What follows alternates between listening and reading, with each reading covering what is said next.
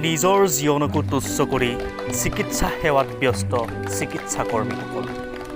বহু সংখ্যক চিকিৎসকে হেৰুৱাইছে নিজৰ জীৱন। ইয়াৰ মাজতে জনসাধাৰণে তেওঁলোকৰ প্ৰতি জ্ঞাপন কৰিছে সন্মান। সহকৰ্মীসকলেও ইজনে সিজনৰ প্ৰতি জ্ঞাপন কৰিছে সহমৰ্মিতা, অভিনন্দন।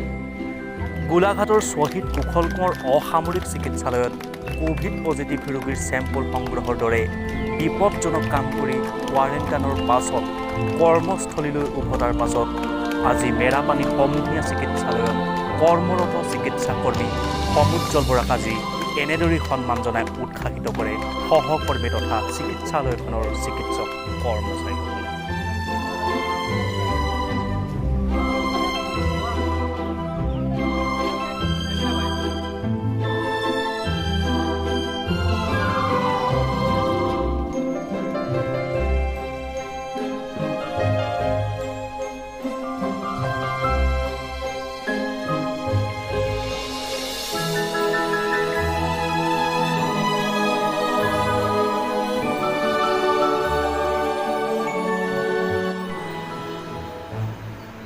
নমস্কাৰ, মই শ্ৰী সমুজ্জ্বল বৰা, মেৰাপানী চিকিৎসালয়ৰ মই লেবৰেটৰী টেকনিচিয়ান।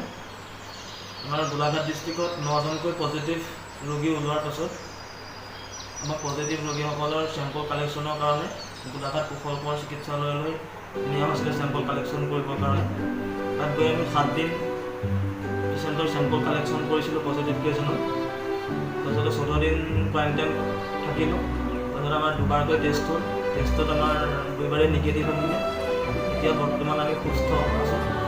আকৌ আহি সোমবাৰৰ পৰা পুনৰ মেৰাপানী চিকিৎসালয়ত নিজক